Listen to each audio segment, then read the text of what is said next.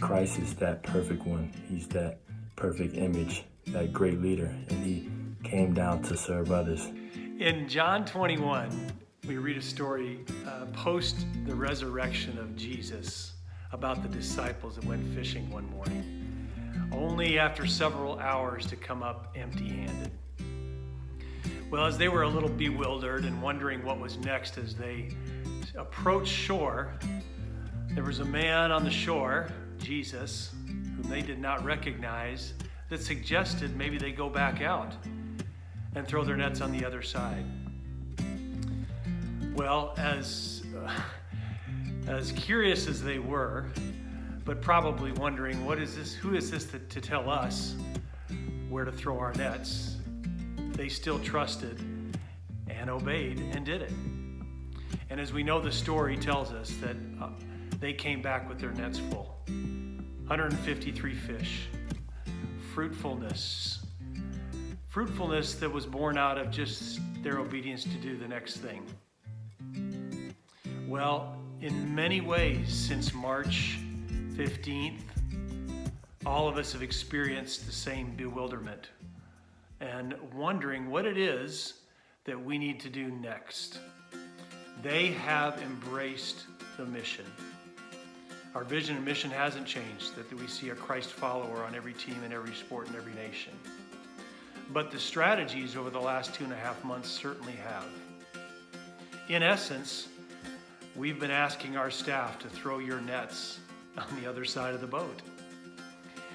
And they have.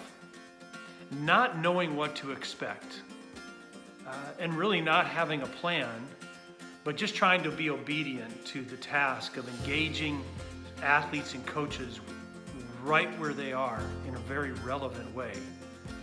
Let me give you a few examples of fruitfulness that we've experienced. Traditionally, AIA has run an ultimate training camp on 5 different locations around the U.S.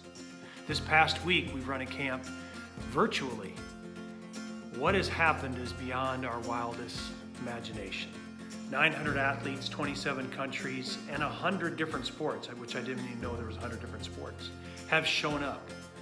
Many have come to Christ, many want more information. It's been amazing to see how God has provided in that moment. And people are hungry to understand how to integrate their faith in sport and how to walk out their identity. Over the last several years, we've had leadership academies hosting athletes from different sports. And it's struggled at times to get almost 20 to show up in person to a week-long event.